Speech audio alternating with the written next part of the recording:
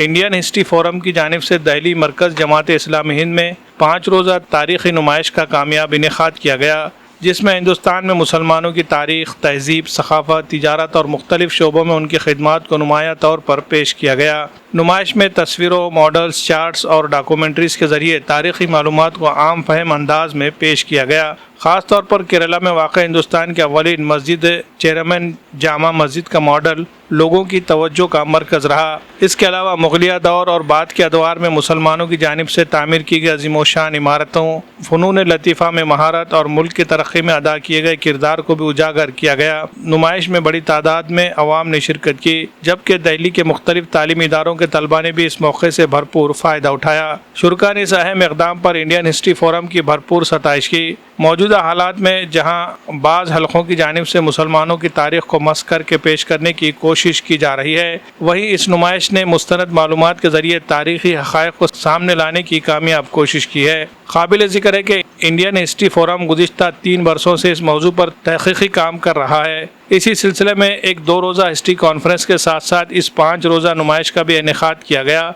नुमाइश का मुशाहिदा करने वालों में मुल्क के मारूफ आलिम दीन उबैदुल्लाह खान आज़मी, अमीर जमात इस्लामी सैयद सादतुल्लाह हुसैनी समेत कई अहम शख्सियात शामिल थी। Bureau report, MCN Urdu news. Standardization of money हुआ।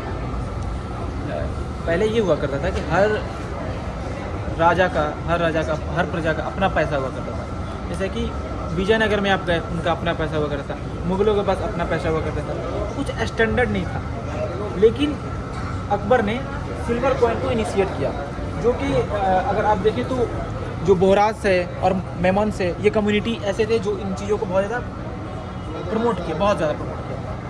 तो मनी को स्टैंडर्ड किया, जो कि आप कहीं भी ऑल ओवर इंडिया अगर चाहो तो जाकर मतलब खरीद फरोख्त में यूज़ कर सकते हो। पहले ऐसा नहीं हुआ करता था। पहले राजा का अपना हुआ करता था, दूसरे राजा का अपना हुआ करता था, और वो एक दूसरे के पैसे को कम वैल्यू किया करते थे। अब जैसे में लैंड मेजरमेंट सिस्टम है। लैंड मेजरमेंट सिस्टम क्या है? गज के जरिए लैंड को मेजर करना है। गज के जरिए लैंड को मेजर करना है। बिफोर मुस्लिम कोई गज का सिस्टम नहीं था। ये बेसिकली काम हुआ था, दिल्ली सल्तनत से चालू हुआ था। इसका जो बेसिकली थिंकर था, सोचने वाला इस काम के लिए, वो टोडरमल था, वो दिल्ली सल्तनत में था। फिर बाद में वो मुग़ल में आया, जो अकबर के 9 रत्न में से एक था।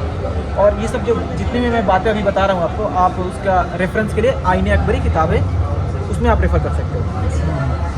तो ये गज का सिस्टम आया। फिर उसको लैंड क्लासिफिकेशन आया। लैंड क्लासिफिकेशन सिस्टम बेसिकली क्या था कि in this we classify our land based on production to get revenue. Basically ये हुआ करता था कि पहले ज़माने में कि ये मिसाल के तौर पे आप किसान हो, आप भी किसान हो, आपने 5 केजी अनाज उगाया, उन्होंने 50 केजी अनाज उगाया। राजा आता था, टैक्स दोनों से बराबर लेता था कि नहीं, 5 केजी जो उगाया वो भी उतना ही टैक्स देगा, 50 केजी जो उगाया वो भी उतना ही टैक्स देगा। ये चीज़ों को चेंज किया गया। लैंड क्लासिफिकेशन ने इस चीज़ को चेंज किया। लैंड क्लासिफिकेशन में हमने क्लासीफाई किया कि नहीं, कुछ ज़मीन होते हैं ओलद जैसे, वो ज़्यादा प्रोडक्टिविटी है, और बंजर जो कम प्रोडक्टिविटी है। तो जो इंसान जितना प्रोडक्शन करेगा वो उतना ही टैक्स देगा। जो 50 कर रहे हैं वो कम टैक्स देगा, जो 50,000 कर रहे हैं वो ज़्यादा टैक्स देगा। ऐसे किया गया। तो ये जो सिस्टम है, ये टोडरमल ने लेकर आया था, और जो अकबर के टाइम में दूसरा रेशनल रिवेन्यू सिस्टम जो आईने तहसील, बेसिकली हमने क्रॉप पैटर्न्स को समझा, और जिसके हेल्प से ज़्यादा हम चाहते थे कि प्रोडक्शन हो पाए चीज़ों का। और स्टेट इन्वेस्टमेंट, डैम का कंस्ट्रक्शन किया। डैम पहले भी हुआ करते थे, पर इनमें खास ये था कि हमने ज़्यादा चैनलाइज किया डैम को चैनलाइज इन अवे हमने किया कि एक जगह पर पहुंचाया। कुछ ज़मीन थे जो बंजर थे, पानी नहीं जा पा रहा था, तो वहाँ पर भी हमने पानी को पहुंचाया। क्रॉप का डाइवर्सिफिकेशन, और गवर्नेंस में हेल्प किया कि जैसे कि मिसाल के तौर पे आप बिहार में हो और आपको कोई प्रॉब्लम है, तो क्या आप उस प्रॉब्लम के लिए अकबर के पास दिल्ली जाओगे? अकबर के पास नहीं ना जाओगे। तो वहीं पर मनसबदार सिस्टम बना, तो वहीं के लोकल में एक भेज दिया गया मनसबदार, एक उधर ही लोकल छोटा था, जो वहाँ के प्रॉब्लम को सॉर्ट आउट किया करते थे, मतलब उसको गवर्न किया करते थे। ये सिस्टम आया। इकोनॉमी अर्लियर बहुत बड़े मार्केट हुआ करते थे ना, बड़े शहर जैसे शाहजहानाबाद हो गया, अलीगढ़ हो गया, दिल्ली हो गया, ये ऐसे शहर थे जहाँ पे ट्रेडिंग हुआ करता था, मार्केट था, पर अब लोकल लेवल गांव में भी मार्केट आता है। कैश क्रॉप का कॉन्सेप्ट है, ये बहुत अच्छा था। जैसे कि पहले ये हुआ करता था कि मोस्टली जो लोकल लोग थे, लोकल फार्मर, वो क्या किया करते थे कि दाल चावल जो भी था उगाते थे, खाते थे, बस मोस्टली यही करते थे। लेकिन कैश क्रॉप ने एक तरह से ये सुझाव दिया, जिसको हम दिन से कामिल कहते थे, दिन से कामिल, अगर आईने अक्सर किताब है, दिन से कामिल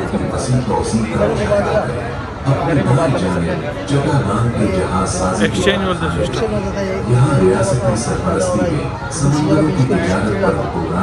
हाँ नहीं, वो बाटर सिस्टम, बाटर सिस्टम है, वो तो बहुत पहले, अभी भी है थोड़ा बहुत जगह, लेकिन वो बहुत पहले खत्म हो गया।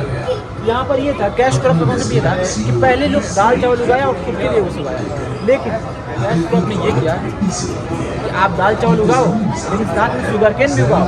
दाल चावल तो खुद खाओ, पर शुगर केन उगाकर बेच दो मार्केट में, आप इंडिगो उगाओ।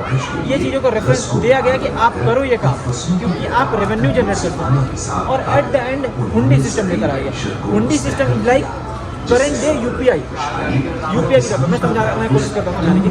पहले ये हुआ करता था, पहले कि जो मनी हुआ करता था, पैसा हुआ करता था, वो सोना हुआ करता था, जेवरात हुआ करते थे, ये सब हुआ करता था, सोना मतलब मनी। अभी तो ये मोबाइल में आ चुका है। तो अगर आप एक शहर से दूसरे शहर अपने पैसे को लेकर जा रहे हो, बड़े बुलक कार्ट लेकर जा रहे हो, तो क्या गारंटी है कि आपका पैसा चोरी ना हो जाए, डकैत तक ना लूट जाए, लूट लेकर जाते थे। हुंडी सिस्टम आया, इसमें ये था कि आप अपना सारा पैसा मेरे को आकर दो, मैं एक इंस्टीट्यूशन हूँ, मैं कागज़ पे कुछ चीज़ें लिख कर दूंगा आपको। ये कागज़ अगर आप मेरे ही इंस्टीट्यूशन में किसी और शहर के पास लेकर जाकर दोगे, तो आपका जितना पैसा था जो कोई और शहर में था, वो आपको यहाँ पे मिल जाएगा। ये हुंडी सिस्टम है। तो बेसिकली नरेशन जो होता है, अभी इस चीज़ का नरेशन जितनी चीज़ हमने किया, मैं कंक्लूड करना चाहूँगा बात को कि हम ये दिखाना चाहते हैं कि बहुत बार लोग कहते हैं non Muslim, oh Muslim, what you have done, what you have contributed to India from past 1000 years ago। तुमने पीछे 1000 से हो, तुमने क्या कर दिया इंडिया का? तो हम बता सकते हैं कि हमने जब्ती सिस्टम दिया, हमने चरखा का दिया, हमने गज दिया, हमने कैश क्रॉप को बताया, हुंडी बताया, ये चीज़ें हमारी कंट्रीब्यूशन है। हमने लाइव मोटर का सिस्टम बताया, हमने वो नाव सिस्टम, नाव कैसे बनते थे, बेहतरी का, ये हम सब बता सकते हैं बेसिकली। और ये सब चीज़ें जितनी भी मुमकिन हुई, ये बस एक मुसलमान काम नहीं कर रहे थे, यहाँ पर सहयोगी भी थे, नॉन मुस्लिम भी थे। जैसे मैं शाहजहाँ के पास बहुत सारे नॉन मुस्लिम मुंशी थे जो काम करते थे साथ में। मैं मिसाल के तौर पे टोडरमल, राजा टोडरमल, ये नॉन मुस्लिम थे, अकबर के साथ काम किया करते थे। तो हम ये कहना चाहते हैं कि मुसलमान जब आए तो कुछ डिस्ट्रॉय नहीं करते थे। आप कहते हो बस डिस्ट्रॉय करते थे, पर डिस्ट्रॉय नहीं, वी कोलेबोरेट ईच अदर।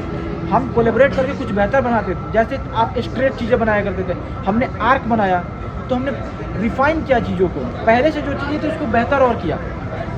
तो बेसिकली लास्ट स्टेटमेंट कि we are not competition, Muslim and others are not competition, we are we complement each other.